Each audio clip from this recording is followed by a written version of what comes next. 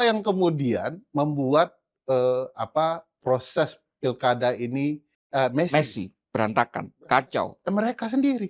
Lalu kenapa yang kemudian dihilangkan hak publiknya?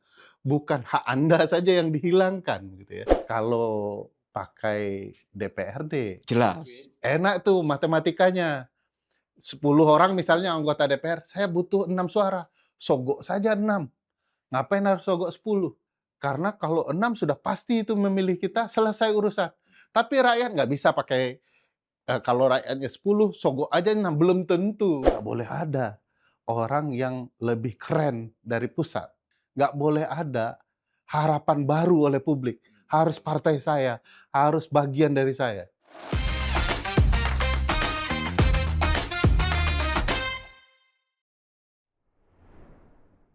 Salam Pancasila. Kawan, bertemu lagi dengan saya, Winarko Ngantiwani di Ruang Dialektika. Masih membahas tentang rencana pemerintah untuk menggulirkan undang-undang pilkada melalui tidak lagi dipilih secara langsung oleh rakyat, tapi dipilih oleh DPRD. Kami mengundang sekarang suara yang rasanya selama ini paling keras juga menolak ini.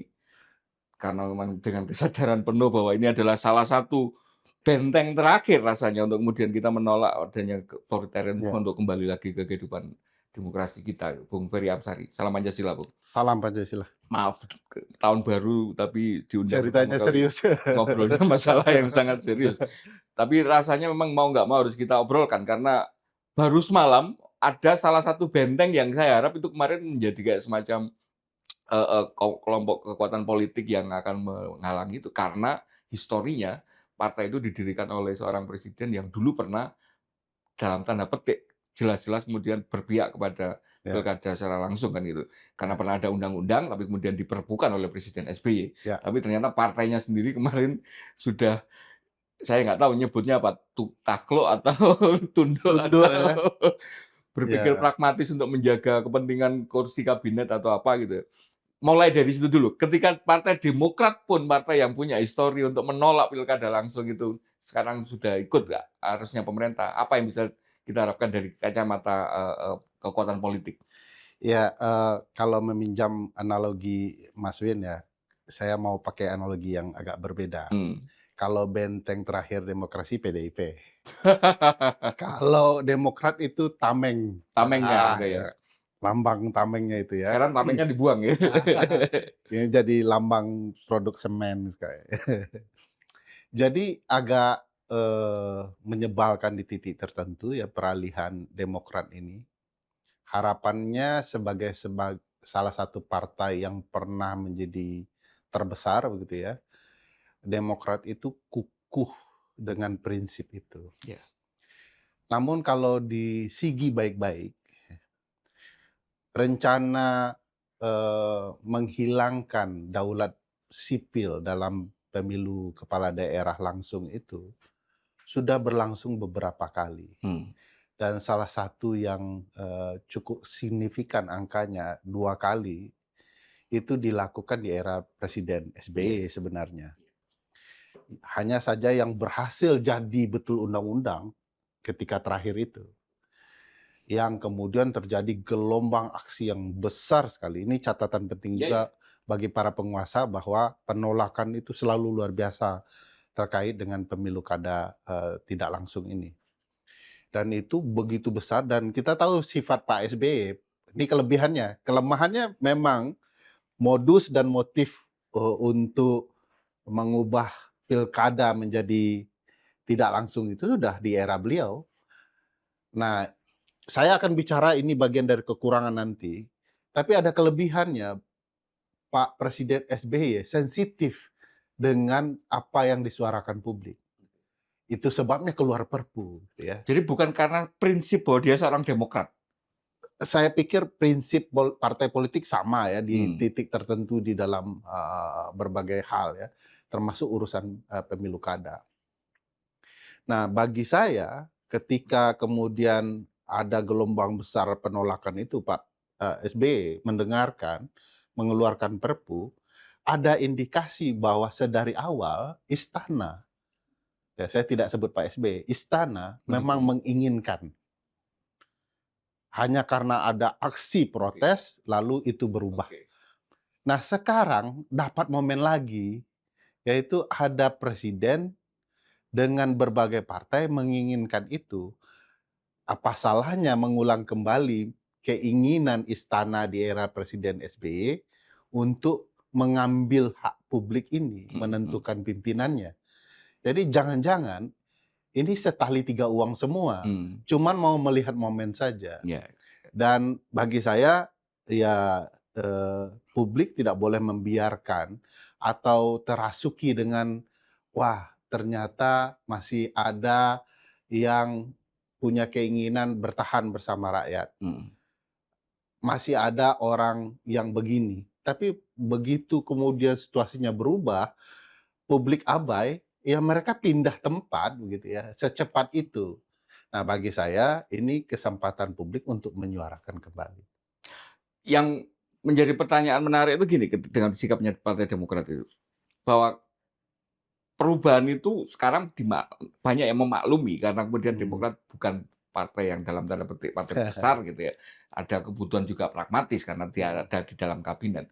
Tapi ketika kemudian kita coba flashback ke penolakan keluarnya Perpu saat itu. Itu kan sebenarnya di periode yang secara demokrasi langsung pengalamannya itu kan belum terlalu lama karena hanya baru 2 kali exercise pemilihan secara langsung gitu. Coba bantu kami untuk bantu publik untuk merefresh. Sebenarnya saat itu kepentingan elit itu apa? Untuk menolak atau kembali lagi ke praktek pilkada tidak melalui secara langsung tadi? Ya, setidaknya ada beberapa hal yang sangat terbuka ya, terlihat lah. Saya menyebutnya walaupun bersembunyi, tapi kalau sembunyinya itu diilalang sehelai, gimana pun mereka menyembunyikan dirinya ketahuan juga, kelihatan juga. Saking gedenya isunya. Saking ini kelihatan. Satu, itu selalu bicara godaan sentralistik. Jadi power itu menggoda, karena kepala daerah itu muncul sebagai pesaing-pesaing baru, politisi kreatif baru ya, yang mendapatkan tempat di suara rakyat, itu kekhawatiran tuh bagi kekuasaan pusat gitu ya. Nggak boleh ada orang yang lebih keren dari pusat. Nggak boleh ada harapan baru oleh publik. Harus partai saya, harus bagian dari saya. Nah, ini muncul, jadi sentralistik itu kan khas yang kemudian dilakukan Orde Baru untuk menentukan siapa saja kepala daerah. Dan itu nikmat tuh Mas Win pasti. Karena mereka bisa mengatur seorang seperti apa yang bisa ditunjuk gitu kan. Kedua, kayaknya ciri khas militer deh. Ini tanpa menyinggung apapun ya, Pak SBY menginginkan begitu karena komando kan, Mas Win. Khas betul itu, presiden dari basis militer ingin siapapun di bawahnya betul-betul siap Pak, hormat Pak, siap, laksanakan dan segala macam. Ada nuansa itu.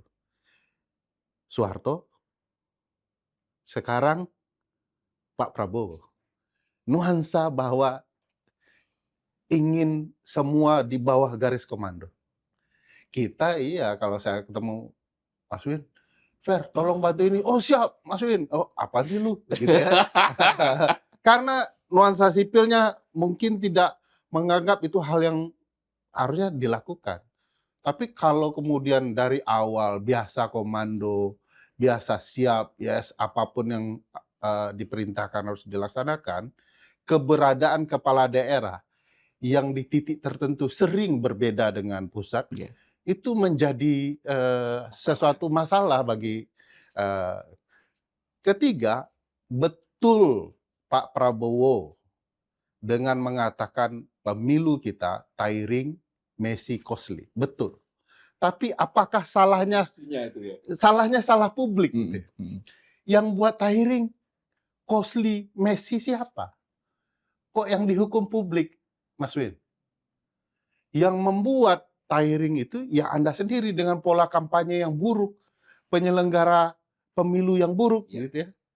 Yang buat costly siapa? Partai sendiri. Berbiaya pakai uang mahar, partai agama pakai menggunakan dalil agama ya, istilah agama untuk membenarkan praktik yang tidak sehat itu. Siapa yang kemudian membuat proses pilkada ini messy. Messi, berantakan, kacau. Mereka sendiri. Tahapannya diulur-ulur, dekat waktunya baru disahkan undang-undangnya, PKPU-nya dibuat menjelang itu. Siapa yang buat? Lalu kenapa yang kemudian dihilangkan hak publiknya? Bukan hak Anda saja yang dihilangkan, gitu ya. Nah, mestinya problematika ini banyak jalan untuk memperbaiki. Tapi yang dipilih mau menyederhanakan. Capek ngurus kampanye kemana-mana, ada yang sampai konon kabarnya ada yang stroke itu, Mas Win, jangan senyum-senyum aja kalau bisa disebut namanya. Nah, itu capek, melelahkan bagi mereka. Tidak hanya bagi orang-orang yang ada di pejabat pusat ya, yang punya berbagai fasilitas, ada jet pribadi, bla bla bla, bisa kemana-mana. Tapi juga kepala-kepala daerah tertentu yang merasa tidak mampu mendekati publik dengan cara yang semestinya. Yeah. Kedua, mereka juga merasa uangnya kebanyakan keluar, gitu ya. Tapi belum tentu memastikan pemilih bisa memilih mereka. Jadi kalau pakai DPRD, jelas, enak tuh matematikanya. 10 orang misalnya anggota DPR, saya butuh 6 suara, sogok saja 6. Ngapain harus sogok 10? Karena kalau 6 sudah pasti itu memilih kita, selesai urusan. Tapi rakyat nggak bisa pakai, kalau rakyatnya 10, sogok aja 6, belum tentu. Bisa jadi diterima semua. Terima, tapi nggak pilih, mereka sudah ada pilihan tersendiri. Itu yang membuat mereka nggak bisa mengoptimalkan kepentingan politiknya dengan situasi ini. Jadi rakyat itu cerdas, powerful. Itu yang membuat mereka kebingungan. Walaupun harus diakui ya, ada keburukan money politik yang kian hari makin parah ya. Di Sulawesi ada yang 60 juta per rumah begitu ya. Ini menunjukkan sebenarnya bukan salah rakyat. Coba bayangkan kalau dalil agama nih, karena Mas Win pakai kopiah ya. Antara yang disuap dan yang menerima suap masuk neraka. Saya pakai dalil itu, antara yang pakai money politik dan menerima money politik, semuanya salah, pidana. Lalu kenapa yang ini doang yang dihukum, Mas Win? Kenapa nggak pernah ada yang disangsi yang memberi ini ya? Iya, harus diingat kalau suap menyuap, money politik itu subjek utama problematikanya adalah yang menggunakan money politik, bukan penerima money politiknya. Sebab kalau kemudian tidak ada pemberi money politik, sudah pasti tidak ada pemilih yang menerima. Nah, kenapa yang ini saja yang dihukum, Mas Win? Nah, ini bagi saya logika mereka mengatakan bahwa rakyat sudah terbiasa money politik. Loh, itu dosa Anda, itu salah Anda. Jangan ambil hak rakyat. Terakhir, alasan mereka yang menurut saya benar tapi salah. Benarnya begini, bahwa ada kos besar dalam penyelenggaraan pilkada. Benar itu. Tapi salah menjelaskan logika, karena kos besar itu, lalu hak publik ditarik. Kenapa? Loh, kalau besar-besaran, pemilu presiden lebih besar, Mas Win. Pilkada seluruh Indonesia membutuhkan dana 28 triliun. Plus, itu APBN ya, plus APBD 800-an miliar. Sementara pemilu presiden serentak dengan pileg itu membutuhkan dana 71 triliun. Hampir 3 kalinya. Nah, kalau pakai logika mereka, karena kos banyak, kita hilangkan hak publik memilih langsung, jangan-jangan besok targetnya presiden. Pemilu presiden juga akan dihilangkan. Apalagi ada partai yang sedang berkuasa, walaupun nomor 3, itu ADART-nya minta kembali kepada Undang-Undang Dasar naskah awal. Yang artinya tidak ada pemilihan presiden langsung gitu ya. Jadi jangan-jangan ini target antara aja gitu ya, kira-kira ya. Untuk menyembunyikan target sebenarnya. Yes. Saya mau menarik sedikit ke belakang, Bung. Beberapa kali tadi Bung Ferry sudah menyinggung soal bahwa ini menjadi semacam agenda karena Prabowo punya latar belakang militer. Ada Orde Baru, ada SBY yang di situ juga mantan militer. yang mungkin banyak publik belum paham itu, Hmm. sebenarnya apa sih esensi perbedaan antara ketika institusi kepemimpinan atau eksekutif kita itu dikendalikan atau diisi oleh orang-orang yang diatur oleh pemimpin dari pusat yang itu berisi orang militer, dibandingkan dengan hari ini ketika negara Mhm. terjadi desentralisasi, Ya. masing-masing daerah bisa memilih siapapun pemimpin yang diinginkan oleh rakyat di daerah itu. Apa perbedaan esensi utamanya sehingga kemudian itu akan menjadi hal yang bermasalah bagi demokrasi kita? Ya, esensi utamanya daulat sipil sebagaimana yang dikatakan oleh pasal 1 Undang-Undang Dasar itu betul-betul diwujudkan. Mhm. Dan harus diingat, sipil itu sedang belajar dan dia bisa mengoreksi kepemimpinan. Ada ruang untuk itu Ada ya? ruang untuk itu. Sementara kalau pemilihan melalui perwakilan, selain kemudian menghilangkan daulat sipil, ini nggak matching dengan sistem pemerintahan kita, yaitu sistem presidensial. Nah, ini lucu ya. Ada dua hal kelucuan yang berkaitan dengan sistem pemerintahan ini yang diceritakan orang penting. Satu, Pak Presiden Prabowo bicara contoh negara-negara lain yang efektif ya melaksanakan pemilihan. Parlemennya dipilih, langsung pemimpinnya terpilih. Ini kan parlementer gitu. Itu. Ini lucunya, semua negara yang disebut itu sistemnya parlementer. Ya, itu jelasin, Bung. Jelasin ke publik. Nah, Apa sih yang kemudian membedakan ya, mereka dengan kita presidensial? ya. Presiden kan sebut Australia, Kanada, India, Inggris, Malaysia, begitu ya. Semua sistem parlementer yang konsep sistem pemerintahannya adalah di parlemen. Jadi beda dengan kita ya. Di parlemen itu artinya jika mereka memenangkan pemilihan parlemen, Legislatif ya ini ya? legislatif, otomatis mereka menguasai eksekutif. Iya. Jadi mereka akan duduk bersama di parlemen, baik eksekutif maupun oposisi partai. Jadi yang membentuk kabinet itu partai-partai yang memenangkan ini tadi? Ketua dari partai terbesar atau ketua dari koalisi partai terbesar otomatis menjadi eksekutif, yaitu Perdana Menteri. Anggota-anggotanya akan menjadi menteri-menteri. Ya. Nanti akan ada anggota pendukungnya. Sementara kubu seberang akan menjadi oposisinya. Jadi kabinet bayangannya ya. Nah, ini berbeda konsepnya karena mereka menyatukan dua lembaga yang memiliki dua kewenangan. Di kita pernah kan itu periode tahun 50 sampai 59 yang akhirnya didekretkan kembali ke undang-undang itu kan. Saya akan sampai di sana menjelaskan kenapa kita di era awal pernah. Dan itu akhirnya ditolak juga gitu. Nah, beda dengan sistem presidensial yang memisahkan cabang legislatif yang akan mengontrol eksekutif dipisahkan. Sehingga kita disebut sebagai sistem pemerintahan presidensial karena sentral perebutan politik itu adalah memenangkan pertarungan di presiden. Dan kita akan buat sendiri lembaga yang mengawasi, mewakili kita, rakyat, yaitu legislatif. Karena sentralnya presiden, maka disebutlah sistem presidensial. Mereka parlementer, dua hal yang berbeda. Eksekutif dipilih sendiri, legislatif dipilih sendiri. Jadi contoh Pak Presiden, pertanyaannya adalah siapa yang kasih input kepada Pak Presiden? Sehingga menyesatkan Pak Presiden yang bagi kami orang-orang HTN wajib ditertawakan tuh. Karena itu presiden di presidensial. Dalam sistem presidensial Anda yang mau dikuatkan. Kok Anda kemudian meletakkan di parlemen? Kecuali Anda punya kepentingan yang sama dengan Orde Baru. Parlemen ada, eksekutif ada, tapi dikendalikan eksekutif.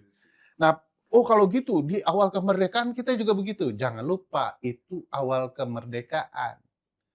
MPR kita belum ada, lembaga perwakilan bahkan belum ada. Kita buat lembaga sementara. Konstituante itu ya. KNIP. KNIP, ya sorry. Nah, proses untuk pemilu langsung itu juga memakan waktu dari 45 ke 55 10 tahun itu. Padahal dirancang karena berbagai kendala politik transisional. Ada perang juga lawan Belanda waktu itu.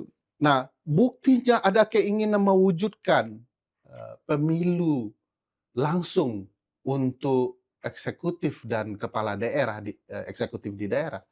itu ada undang-undang pemerintahan daerah di era Presiden Soekarno, Oh, ya? Bung Besar, yang penjelasannya menjelaskan begini, bahwa lembaga legislatif kita akan dipilih langsung, lalu mereka akan memilih eksekutif. Tapi, ya penjelasannya, di masa depan kita akan merancang, memurnikan konsep presidensial itu dengan memilih eksekutif pusat dan daerah secara langsung. Sudah ada rancang bangunnya itu. Bunyinya secara langsung. Bunyinya itu secara langsung. Nggak secara demokratis Oh, seperti yang di nggak. undang-undang itu ya. Itu perlu dijelaskan. Iya, iya, bersama. nanti kita jelaskan khusus itu. Jadi dari awal sebenarnya para ibu dan bapak bangsa kita sudah sadar konsep kita itu presidensial dan akan dimurnikan. Tapi kita melalui proses transisi dari dijajah menuju negara merdeka baru. Nah, sayang sebenarnya ini kan harusnya sudah dikembangkan ya. Tapi muncullah orde baru yang kemudian membangun sentralistik kekuasaan yang sangat-sangat powerful. Itu. Jadi esensinya ya beda Pak Presiden. Jadi saya nggak tahu apakah itu kemudian bentuk bukti bahwa penguasaan sistem pengetahuan sistem ketatanegaraan presiden ini bermasalah, atau jangan-jangan ada semacam ini apa istilahnya ya kegemasan terhadap bahwa demokrasi yang messy dan sebagainya ini tadi satu-satunya jalan keluar ya di otaknya seorang presiden yang berlatar belakang militer itu ya kembali ya seperti yang dilakukan oleh mertuanya dulu. Saya sih mau bilang ya kalau secara keilmuan Pak Presiden pasti nggak ada ilmu hukum tata negaranya kan. Orang latihannya latihan perang dan jadi prajurit mahasiswa terbaik ya di dalam strategi perang saya dengar ya. Tetapi dia adalah presiden sekarang. Dia harus mendengarkan orang yang kemudian punya pengetahuan. Ya itu bukan alasan sebenarnya nggak bisa bahwa jadi alasan. dia nggak paham atau dia nggak punya latar belakang. Tapi jujur ya, Mas Win, saya jadi pingin tahu siapa yang ngasih Pembisiknya. nasihat yang salah ke presiden karena sudah keterlaluan. Banyak sekali presiden seolah-olah tidak sadar situasi dan keadaan, ya pidato kemana-mana sehingga kemudian kok nggak mampu mengeluarkan putusan yang betul-betul dekat dengan publik. Kan ada pakar hukum tata negara yang paling senior di kabinet. Seniornya udah Ferry juga saya pikir ya. Bung Yusril Mahendra itu kan saya pikir orang yang kita kenal sebagai salah seorang pakar hukum tata negara Indonesia, masa itu nggak bisa ngasih informasi yang benar gitu? Kalau presiden tidak minta bisa jadi. Ya. Atau nggak circle-nya dia. Kedua, kalau Pak Yusril sudah sangat to politics ya, dan akhirnya memberikan saran yang menyenangkan hati politik. Kan ada dalam ketatanegaraan teori soal dongeng Raja Inggris ya, raja tidak berbaju ya. Jadi untuk menyenangkan raja, sampaikan apa yang menyenangkan, suatu waktu raja sendiri yang akan malu. Karena ada anak kecil jujur yang bilang loh, ternyata kalian rajanya nggak pakai baju itu. That's the point. Saya bukan pakar hukum tata negara, cuman anak kecil di hukum tata negara yang sadar ada yang salah. Prof. Yusril dan yang lain-lain mungkin ya, yang mungkin ya terbawa dongeng itu. Tapi saya nggak yakin nih orang sepintar Prof. Yusril masa nggak menjelaskan, saya nggak yakin. Saya akan membuka ruang untuk challenge itu dengan pandangan-pandangan mereka. Oke. Argumentasi-argumentasi yang dipakai untuk membenarkan ini. Siap. Politik uang. Saya pikir Bung Ferry salah satu orang yang sangat concern dengan itu. Dirty vote itu sangat panjang lebar mengupas itu gitu. Tetapi bagi saya, minimal bagi saya, itu memang sejauh ini kan belum pernah ada solusi gimana sih caranya untuk memotong ini. Kita nggak mengingkari jelas dan itu terjadi gitu kan dan semakin mahal. Tapi solusi konkretnya gimana sih kalau tidak mengambil hak rakyat untuk memilih langsung tadi? Apa yang solusi yang paling masuk akal untuk memotong ini? Jadi bukan tidak ada solusi, Mas Wen. Yang ada adalah solusi yang tidak pernah digunakan. Oke. Tawarannya, konsepnya ada sebenarnya. Konsepnya sudah panjang ditawarkan baik oleh akademisi dan masyarakat sipil lain. Saya ulas satu persatu yang tidak diambil oleh negara. Satu, misalnya yang paling dekat soal undang-undang perampasan aset. Uang-uang haram ya, itu digunakan untuk kepentingan politik luar biasa. Kalau ini dihilangkan, nggak ada uang haram. Iya. Mau money politik pakai apa? Akhirnya para politisi baru sadar bahwa pendekatan paling tepat ke publik adalah mendekati dengan program. Mau nggak mau kan? Mau nggak mau. Saya ambil contoh ya, biaya spanduk aja, Mas Win, itu bisa miliaran dalam satu pertarungan oleh Iya, berbagai iya, calon ya, iya. jumlahnya segitu. Dan itu tetap diadakan, padahal itu nggak efektif. Habisin duit, Iya, era medsos sekarang apalagi gitu era ya. medsos, membangun jarak antara orang yang mau dipilih dan yang memilih. Karena mereka mau majang tampang doang, supaya di setiap simpang kita lihat siapa ya? Ferry Amsari. Oh, Ferry Amsari, orang bicara bukan program, tapi kelihatan wajah itu terlalu sering di berbagai baliho. Di banyak negara maju sudah nggak ada itu. Iya. Yang lucu itu di Jepang itu dikasih satu desa, satu kota cuma isinya, pokoknya ada namanya aja di situ. Ada namanya aja untuk orang tidak terganggu pandangan segala macam. Tahu Mas Win kenapa alat peraga kampanye yang namanya spanduk, baliho dan lain-lain masih dipertahankan? Karena sebagian besar orang-orang politik yang ada di Senayan punya bisnis print out. Itu faktanya yang kami temukan. Jadi ini bukan bicara kenapa politik berbiaya tinggi, money politik berjalan. Ya karena mereka menikmati itu. Memudahkan mereka dalam berbagai hal. Tidak mau bekerja dari awal dengan rakyat, pakai uang. Iya, ya. iya. Nah itu uang undang-undang perampasan aset sampai sekarang belum disahkan. Jelas itu karena mereka memang tidak mau berarti. Tidak mau. Saya nggak yakin tuh. Bayangkan itu kalau perampasan aset dilakukan bisa terdampak berapa banyak. Kami juga mengusulkan agar money politik hilang, penegakan hukum yang sungguh-sungguh. Masalahnya apa dengan yang terjadi selama ini? Gakumdu dan sebagainya itu kurangnya apa? Sentra penegakan hukum itu nama doang. Kekurangannya banyak. Satu, nggak ada kasus yang betul-betul serius ditangani terkait money politik. Kan bagi yang belajar, yang paham politik, dan kemudian mungkin praktisi di ruang politik, perputaran uang di pemilu kita itu luar biasa besar.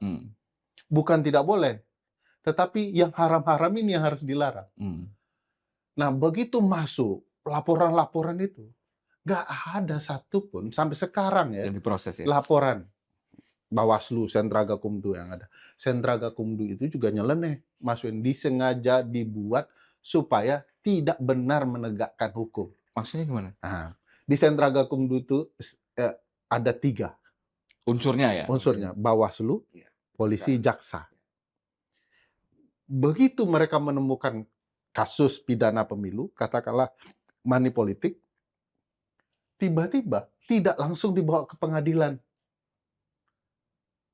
Kan sudah ada jaksa, ada polisi nih. Ada polisi, ada jaksa ya. Penyelidik, penyidik gitu ya. Kan harusnya sudah P21 langsung ke pengadilan. Tapi ini balik lagi ke kepolisian. Jadi Gakumdu, Gakumnya menemukan permasalahan, dilimpahkan ke kepolisian. Dibalik ke tingkat awal. Lah, fungsi polisi di Gakum itu apa? Kok balik lagi ke polisi? Kan tidak menghargai polisi yang ada di Gakum. Iya. Start dari nol lagi. Kayak ngisi SPBU. Mulai dari nol. Kan konyol. Inilah yang membuat perkara pemilu, terutama politik uang, itu berputar-putar, nggak selesai-selesai. Ada format yang perlu diperbaiki utuh menyeluruh, salah satunya di partai politik. Kenapa uang menjadi kekuatan? Karena partai dipaksa mikir bahwa orang untuk menang di pemilu, calon kita harus punya uang yang mampu membayar mahar, perahu, dan orang yang memilih. Dipaksa. Nah, jadi padahal kita punya model agar tidak bisa itu berlaku. Misalnya kita bangun syarat orang kader sudah 5 tahun berjenjang kan. Kalau mau jadi anggota DPRD kabupaten harus 3 tahun dulu jadi anggota. Kalau mau jadi bupati atau wali kota di kabupaten kota harus 4 tahun dulu di ini. Jadi Tidak hanya karena dia uang banyak, dia kemudian langsung jadi kader. Bisa beli kursi gitu. Coba bayangkan ada syarat-syarat lain yang memperkuat bangunan pengkaderan di partai. Itu tidak bisa partai A saja. Nggak bisa. Karena kalau dia sibuk membangun kader, kapan mereka bisa berkuasa dengan fair? Karena ini main uang. Ini harus jadi undang-undang. Dan itu ditekan dari luar, eksternal. Dari luar, dari undang-undang yang mengatur dan mengendalikan mereka. Jadi kita nggak kena apa istilahnya itu prisoner dilemma itu kan, harus semua berpartisipasi kan. Yes. Karena kalau hanya beberapa yang mau disiplin tapi satu tetap bebas membayar ya tetap aja nggak bisa. Betul. Gitu. Sekarang menariknya ada beberapa partai yang sudah mulai mengukur prestasi dan nilai kinerja dari anggotanya. Nah, kalau tidak ada undang-undang itu, ini hilang makna nih. Penghitungan kader, kemampuan, kapasitas. Tapi mau nggak partai diatur oleh sebuah kekuatan entitas eksternal? Kan bagian dari pride mereka, ya kita mengatur diri kita sendiri. Pernyataannya bukan maukah partai diatur. Pasti partai akan sulit mau. Tapi karena ada tujuan tadi. Harus diatur secara konstitusional agar semua bertarung dengan fair. Ya. Jadi kalau bicara sistem agar money politik tidak berjalan, banyak ya. Tapi nggak dilakukan. Jadi harus dipaksa. Kalau nggak dipaksa nggak akan terjadi. Iya, karena kemudian yang juga menjadi logika publik itu, logika sirkularnya itu kan gini. Ini situasi yang kita merasa semua perlu dirubah. Merubahnya melalui DPR, melalui legislatif. Tapi legislatif justru kelompok yang menikmati situasi itu kan. Iya. Nah, ini sirkular ini gimana memotongnya kemudian ketika nggak ada ruang logika yang bisa membenarkan mereka untuk kita dorong untuk melakukan itu. Apa hanya berharap kesadaran kan nggak masuk akal. Kalau usulan Pusat Studi Konstitusi waktu saya masih jadi direktur di sana dan peneliti dan Pusat Studi Politik Hukum di kampus saya, solusinya adalah intrapartai demokrasi. Gimana itu? Intrapartai demokrasi itu memastikan demokrasi wujud di partai. Oke. Harus diakui bahwa dalam bahasa saya tidak ada partai di Indonesia, yang ada perusahaan keluarga dikasih nama partai. Nah, ini momen-momen berharga untuk mengubah partai betul-betul mewujudkan intrapartinya. Salah satu konsep intraparti kandidasi tadi, Mas Win, harus berjenjang. Yeah. Laporan keuangan yang terbuka. Yeah. Harus ada sumbangan kader. Kalau enggak, yang akan nyumbang orang kaya. Harus bukan iuran, bukan sumbangan. Iuran itu berkala dan sama seluruh kader. Jadi fair ya? Jadi Cawin mungkin orang kaya, tapi nyumbang 10.000. Karena dibatasi, akhirnya nggak ada. Ferry Amsari juga 10.000. Mohon maaf, Mas Win, Anda baru 1 tahun di partai. Saya sudah bersih tungkus lumus, ini udah berdarah-darah di partai. Harus ada proses yang fair di antara kita, jangan Anda uangnya banyak. Menarik. Kami ada 5 pola yang kemudian perlu diwujudkan segera untuk partai politik yang lebih baik. Teman-teman Perludem lebih banyak lagi.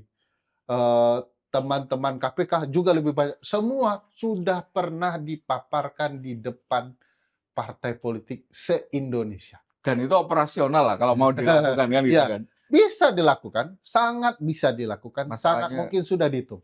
Masalahnya nggak ada insentif untuk melakukan itu. Jadi yang perlu disadarkan ke teman-teman partai, ngapain Anda menggunakan cara kotor ini kalau nanti Anda ditangkap oleh lawan Anda? Pertama itu, terus yang kedua kan hari ini mereka saling mengeluh kan dengan mahalnya tadi itu. Dengan partai yang nggak pegang sumber daya akhirnya merasa tidak fair kan? Ya, percuma membina kader kalau tenaga sumber dayanya tidak ada. Dan bagi saya memang kita perlu bangun kesadaran. Karena sekarang kan terjadi tuh.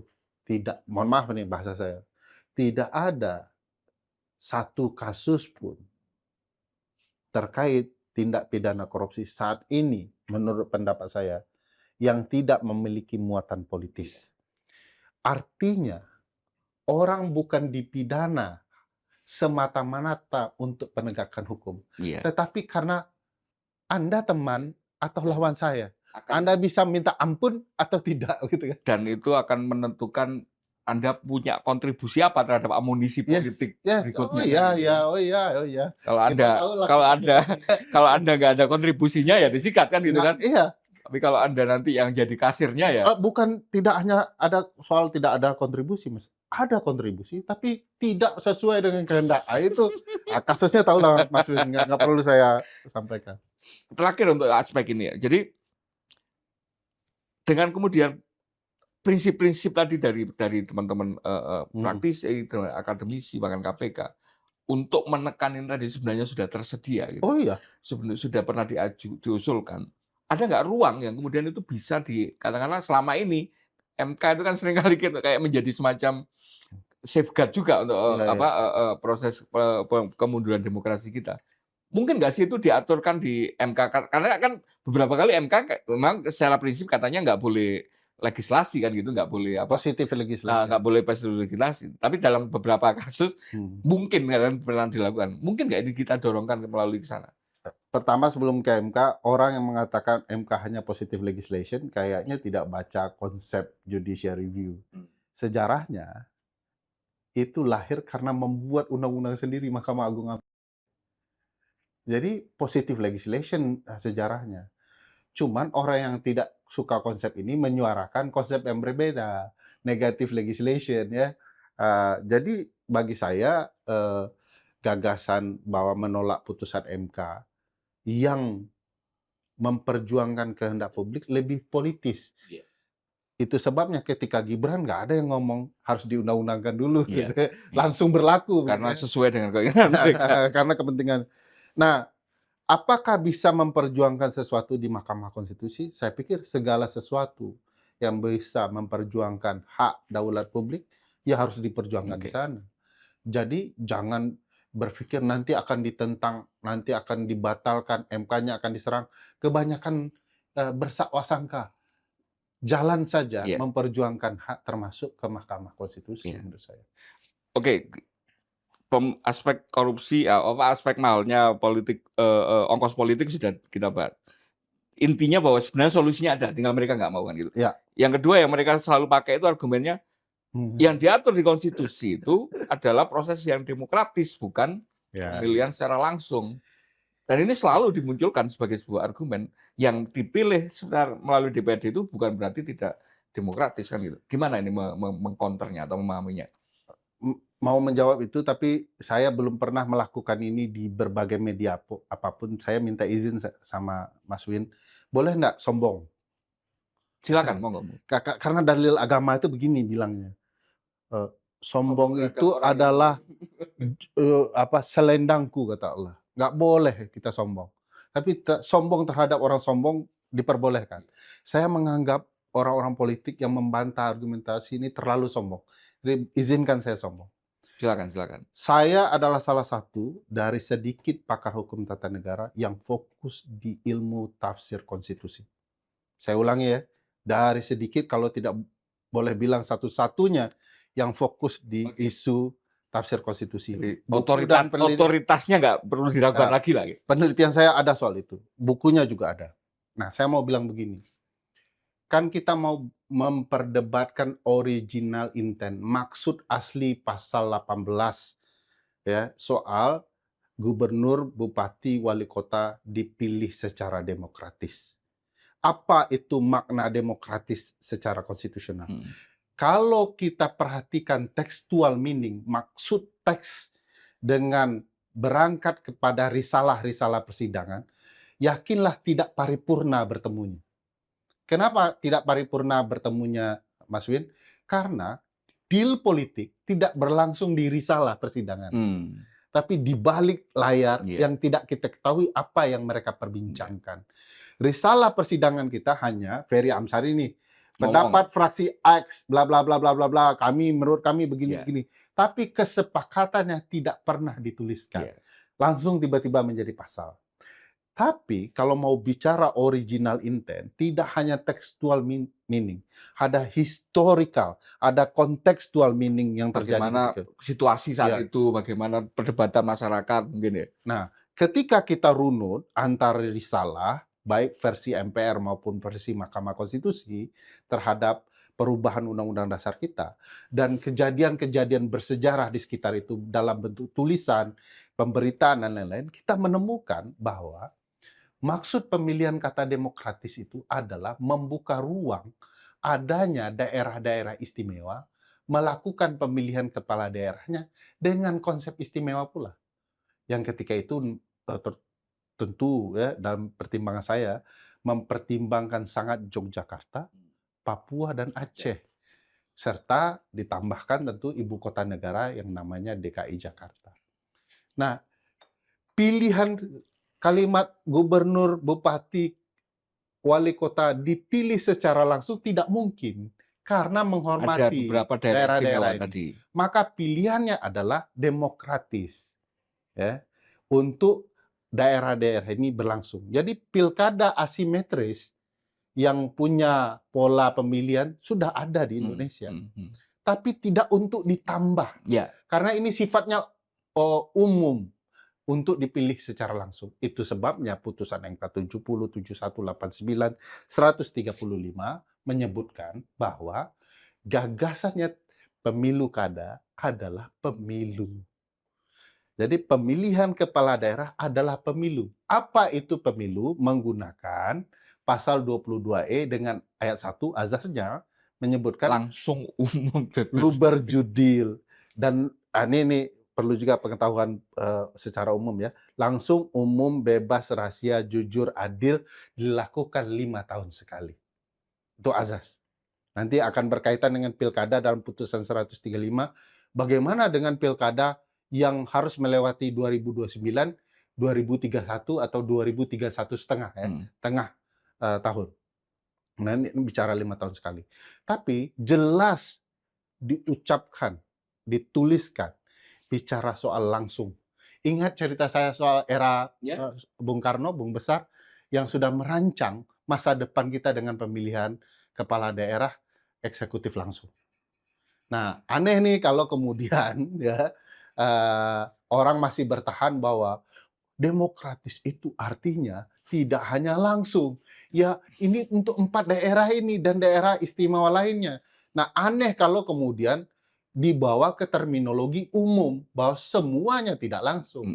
Itu salah di dalam konsep penalaran. Jadi dalam tafsir nggak boleh begitu, berantakan sebab akibatnya gitu ya. Nah, jadi menurut saya aneh kalau kemudian muncul tafsir-tafsir yang mencoba memaksakan agar pemilihan umum menjadi tidak langsung. Lalu pertanyaan yang tidak langsung yang istimewa ini apa istimewanya gitu ya. Jadi nah gitu. Jadi ada problematika soal tafsir yang menurut saya ada kendala besar dan bukan mereka tidak tahu. Jadi saya tidak mengatakan bahwa saya merasa yang paling tahu konsep ini. Partai-partai juga tahu, Mas Win. Tapi memang punya agenda aja gitu ya. Yes. Karena kalau baca risalah itu, dedengkot partai semua tuh. Termasuk partai PAN yang sekarang menolak gitu ya. PAN gitu ya.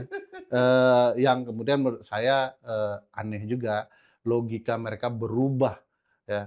Inkonsistensi mereka konsisten gitu ya. Yang menggelisahkan bagi saya tuh ini, bahwa proses kemudian merumuskan sebuah antitesis ini ya, antitesis yang kemudian menghilangkan semua esensi daulat rakyat tadi. Ini nggak lebih dari 1 generasi loh, Bung. Para anggota dewan yang senior yang sudah melewati 5-6 periode itu masih ada di situ. Masih, betul. Orang-orangnya masih ada.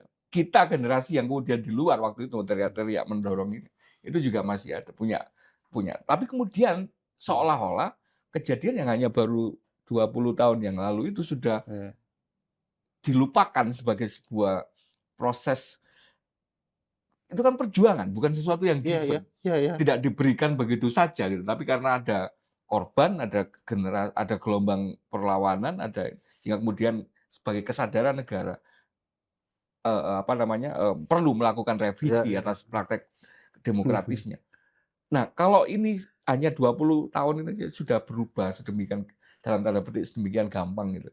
Apa nanti harapannya untuk kemudian ini bisa kita dorongkan ke generasi hari ini? Bahwa kemarin itu ini sesuatu yang harus kita pertahankan gitu.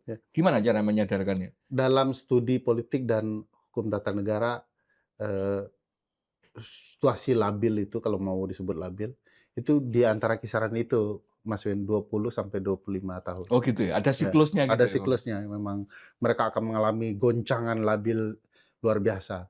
Dan bagi saya, memang sifat Mas Win yang ilmu pemerintahan kan paham ya, ilmu pemerintahan, ilmu politik, hukum tata negara, paham betul kekuasaan itu labil, mudah digoda, terbius Iya, mudah ya. iya.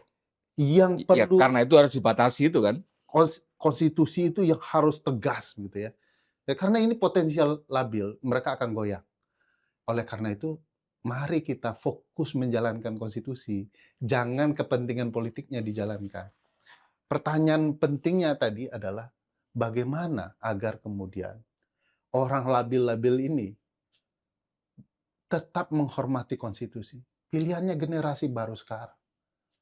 Karena kalau orang labil ini kemudian berkuasa, dengan apa yang mereka perjuangkan dulu saja mereka tidak konsisten, Iya. apalagi nasib Anda di masa depan gitu ya.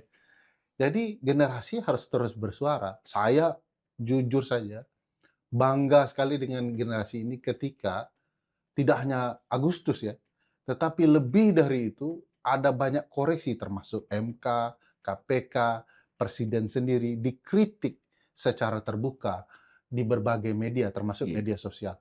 Dan sorry, harus diakui cerdas-cerdas semua kritiknya, Mas Wi. Hanya saja kecerdasan itu kadang-kadang sangat dekat dengan kejujuran. Begitu disampaikan dengan jujur hal-hal cerdas itu, ada yang telinganya panas, ada hatinya panas, sehingga pidato terus. Saya hitung-hitung kayaknya sudah lebih 300 kali ya dalam hampir lebih 1 tahun, 1 bulan ini memimpin republik ya. Itu presiden maksudnya. Enggak lah, aku nggak mau di forum yang Untuk ruang sekarang Untuk ngomong menyelamatkan, dari ancaman pasal 218, 219. karena seberapa pun kemudian itu dikonstruksi sebagai satu bangunan untuk merepresi kita, hari ini aku ingin merasa diskusi sama Bunda Ferry dengan bebas gitu, karena kemudian ini tidak ada niat Sa slender apapun. saya tahu, sadar betul bahwa orang tahu yang saya maksud Pak Prabowo ya. Nah, berikutnya kaitannya sama bagaimana menimbulkan kesadaran itu. Itu adalah upayanya. Karena kemudian hari ini toh kita masih menerima sebuah kesepakatan bersama bahwa ini proses demokrasi. Yang lagi-lagi sayangnya mereka nanti yang akan menentukan minimal di proses legislasinya, proses pengundangannya. Harapan bahwa kemudian kayak dulu ada SBY ngerem itu mungkin apa enggak? Kalau dari sisi kabinet, dari sisi pemerintah, sebelum kita ngomong apa yang bisa dilakukan masyarakat sipil. Iya, iya pasti ya. Ingat nggak waktu Mas Kaisang potensial menjadi kepala daerah? Berubah itu dalam hitungan malam, ya. Kebijakan yang sudah merencanakan anak Pak Presiden, Jokowi untuk menjadi salah satu kepala daerah ya. Kenapa, oh enggak hanya anak Pak Jokowi, ya setidak-tidaknya putusan itu menguntungkan satu orang yang terang benderang. Iya. Itu kemudian berubah. Iya. Karena publik bersuara.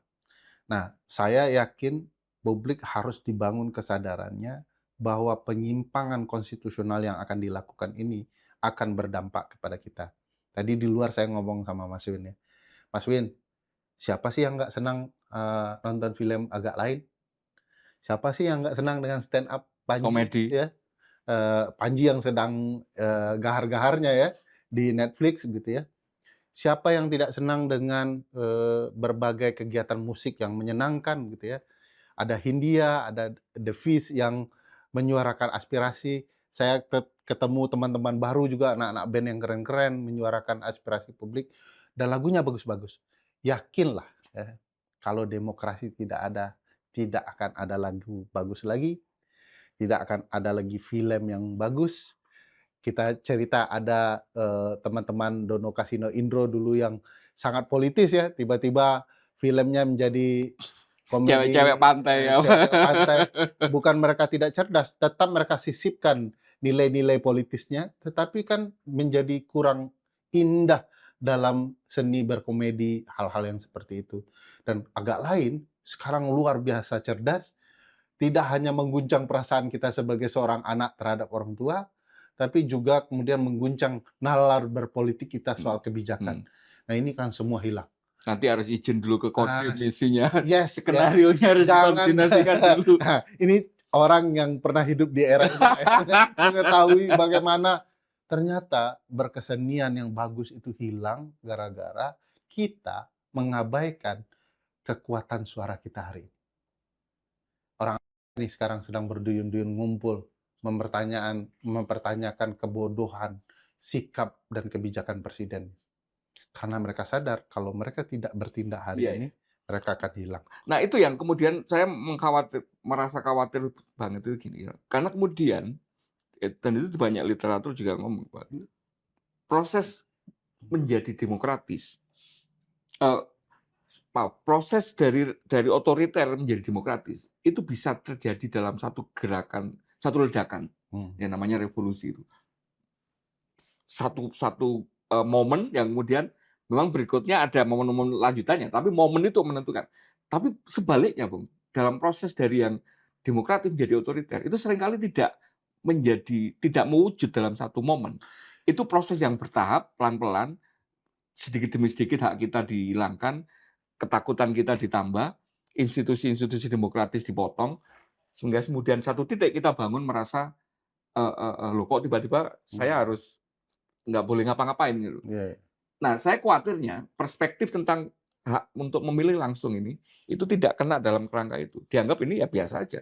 Karena kemudian masih ada argumen yang bilang, dan itu dari orang yang saya percaya karena kapasitasnya dan ini, misalnya Prof. Rias Rasyid melihat bahwa esensi demokrasi itu adalah kesejahteraan.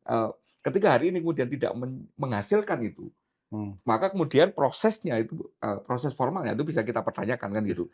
Tapi kalau dilihat sebagai sebuah rangkaian tadi, mengambil dari hak rakyat untuk memilih ke hak elit politik ini kan salah satu proses yang sangat bermasalah. Gimana cara menyadarkannya? Ya, Profesor Rias Rasyid menarik argumennya, banyak juga orang hukum tata negara menggunakan pendekatan welfare state. Prof. Palguna salah satunya yang bicara soal itu dengan bukunya Welfare State itu. Tetapi uniknya ada presiden yang ngomong, saya itu sedih, kita ini negara kaya, tapi kok penduduknya miskin-miskin. Loh, kok baru tahu, Pak? Kok baru tahu Anda bahwa ada problematika membangun welfare state di negara ini? Saya berpikir memang elit kita baru bicara omon-omon saja. Mereka bukan tidak tahu harus seperti apa, tapi mereka sedang mencari untung, berdagang. Sehingga mereka makin kaya, kita makin miskin. Welfare state itu mimpi saja ya, kalau di era otoriter. Nah, bagaimana kemudian ini bisa dicegah? Sebenarnya seperti bencana alam, Mas Wid. Semua sudah ada tanda-tandanya. Bencana besar yang terjadi hari ini sudah ada tanda-tandanya. Nggak ujuk-ujuk gitu. Bahkan sudah ada yang diingatkan tuh Kiai Wahabi Mas Iqbal itu ya, Wahabi lingkungan itu sudah mengingatkan. Ya, teman-teman wali sudah mengingat, Greenpeace mengingatkan, Auriga mengingatkan, teman-teman lingkungan bahwa ini akan potensial menimbulkan bencana. Ada badan meteorologi yang mengingatkan presiden 1 bulan sebelum bencana. Jadi dan masyarakat juga sudah diingatkan bahwa ada banjir kecil dulu sebelum banjir besar begitu ya. Kok air berubah, aliran sungai berubah. Seperti itulah demokrasi. Bencananya sudah terlihat dari tanda-tanda yang sudah diperlihatkan. Di era Presiden Jokowi kurang apalagi tanda-tanda bencana itu. Bencana mulai membesar itu bahkan diperlihatkan dengan tanda besar. Anaknya meloncat, undang-undangnya diubah seketika. Nah, bencana besar hari ini dalam mengelola negara sudah ada tanda-tandanya. Pertanyaan Mas Win itu yang maha berat ya. Apakah siklus ini akan punya makan waktu, punya proses dan segala macam? Itu siklus alam juga, Mas Win. Kan Mas Win baca buku-buku, tidak ada satu rancang bangun daulat sipil itu menguat lalu mengubah keadaan, dan itu pakemnya akan selalu begitu. Tapi tanda-tandanya juga akan selalu begitu. wujudnya anak-anak muda baru. Yeah. Tiba-tiba ada Ferry Irwandi. Jangan dipikir dengan nangkepi anak-anak mahasiswa aktivis kemarin itu tidak akan berefek 2 tahun lagi. Enggak akan. Ada Yofi Andrea Lopez yang content creator itu. Mereka keren-keren, ada Kania, ada macam-macam tuh yang anak-anak muda. Ada stand up comedian yang bagus-bagus dan segala macam. Mereka ini dalam istilah saya adalah musa-musa baru yang akan memukul kezaliman Firaun. Dan bagi saya, kalau kemudian presiden ya, terlalu sombong, terlalu angkuh di singgasananya, hanya pidato, hanya datang ke bawah untuk memperlihatkan bahwa dia datang ke bawah tapi tidak betul-betul bekerja, suatu saat anak muda ini akan punya kekuatan yang mengubah keadaan. Dan bukan tidak mungkin Anda akan tersingkirkan dengan keadaan. Saya akan mengeko atau mengulangi kekhawatirannya Blimade Supriyatna, pengamat militer dari Jogja. Rasanya hari ini turn untuk membalik demokrasi ini memang ditata pelan-pelan dan begitu terstruktur. KMP, bagaimana bangunan-bangunan fisik itu di kabupaten, di tiap desa itu sudah mulai dibangun. MBG itu isinya juga orang-orang yang kemudian secara struktur, secara kepakaran, secara keilmuan, kemampuan manajerial, bukan orang-orang yang memiliki. Ada beberapa kodam baru, ada beberapa batalion teknis ya, batalion non tempur baru yang kemudian itu menggerakkan keseluruhan ini dan kemudian itu ketata. 150 batalion per tahun ya. Tidak dalam satu bangunan yang kemudian seolah-olah terstruktur gitu. Tapi di sisi yang lain kemudian KUHP baru, pasal baru yang menutup ruang itu. Hari ini kemudian pemilihan langsung yang harusnya itu kan kalau bagi saya ini kan kayak semacam, kalau istilah bahasa Inggrisnya itu pepatah burung kenari di mulut tambang gitu ya. Gada-gadanya lah. Kalau kita bisa lolos, nggak mampu menolak pemilihan kepala daerah ini secara langsung, mereka bisa mengegolkan agenda ini, maka nggak ada lagi agenda yang lain yang bisa. Karena kemudian bangunan-bangunan yang lain mereka sudah menyiapkan pasukan-pasukannya, buzzer dan sebagainya, mereka sudah menyiapkan. Pertanyaan saya kepada Bung Ferry, gugatan saya, apa yang bisa kita siapkan untuk dalam tanda petik mengantisipasi atau bahkan melawan ini? Gitu. Pertama, terima kasih sudah mereview Dirty Fort O3. Persis rangkaiannya, bahkan Blimade salah satu orang yang kami belajar situasi perkembangan militeristik yang terjadi sangat-sangat signifikan belakangan ini. Kalau pertanyaan apa yang akan dilakukan, tentu tidak mungkin saya sampaikan di podcast ini ya. Karena banyak hal yang menurut saya kita harus berangkulan dan mulai membangun kesadaran. Kedua, yakinlah kalau tidak kita, yang lain akan melakukan perbaikan. Pertanyaan besarnya tentu adalah, lu mau terlibat apa kagak gitu ya. Lu hanya akan diam di rumah atau akan jadi penonton.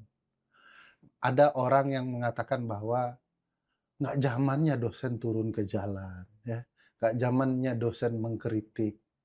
Loh, sejak kapan kaum intelektual tidak turun dan tidak mengkritik? Anda yang aneh begitu ya. Dan bagi saya sering ada satu orang yang selalu mengkiaskan dengan sangat baik keadaannya. Kalau di satu desa, orang pakai sendal di kepala. Tiba Anda datang orang normal, pakai sendal di kaki. Lalu Anda, wah, saya yang salah. Anda memang layak untuk tidak normal. Tapi kalau Anda sadar bahwa penguasa negara sedang memasang sendal di kepala mereka, Anda harus bertahan. Yang benar itu adalah memasang sendal di kaki. Yang benar itu apa yang sudah kita sepakati di konstitusi. Anda bahkan tidak boleh merekayasa konstitusi dengan kepentingan Anda sesat. Dan bagi saya ini kalau mau buat level dosa ya, ini memang dosa besar Pak Jokowi dan Pak Prabowo. Tapi lebih besar lagi orang yang membiarkan sesuatu yang dia ketahui salah. Dan dia berpangku tangan tinggal di rumah. Karena kenapa pertanyaan saya terakhir seperti itu mengekokan juga kita tadi ngomong masalah stand up-nya si Panji ya. Ada satu quote yang menarik itu gini, Panji itu bilang, "Saya itu tidak sedang akan merubah para politisi itu karena mereka ya kan seperti itu. Tapi merubah kalian. Kalian itu Diri maksudnya kita sendiri. kita sendiri gitu, publik audiens konstituen kita Kalau yang tidak diri kita sendiri, kepada siapa iya, kita kan? karena kesadaran itu kan kemudian tidak terbangun Ya, dari beat-nya keren itu. dan mudah-mudahan apa yang dilakukan Uda Ferry baik yang terbuka seperti ini maupun yang di bawah tanah. Saya bukan Fidel Castro, Che Guevara, jauh lah ya. Yang kemudian itu berupaya untuk dalam proses ini menguatkan institusi kelembagaan kita minimal sebagai sebuah pembanding dari mereka yang sedang menata barisan tadi itu bisa tetap berjalan dan tidak terganggu oleh KUHP pasal 200. Tapi nanti kapan-kapan kita ngobrol khusus soal siap. ancaman-ancaman 217 dan hingga 220 ya. Karena itu memang rasanya saya masih percaya itu rambu yang tidak meskipun kita nggak nyadar itu sudah ditebar oleh disebar oleh Jokowi untuk kita. Uda Ferry, sekali lagi terima kasih banyak. Makasih Mas. Kita memang tidak berharap ada sebuah kesimpulan karena lagi-lagi kesadaran seperti ini harus dibangun dengan organik gitu. Selalu senang ngobrol dengan Mas. Mudah-mudahan tidak kapok untuk datang lagi ke ruang dialektika. Oke, terima kasih. Salam Pancasila. Salam Pancasila.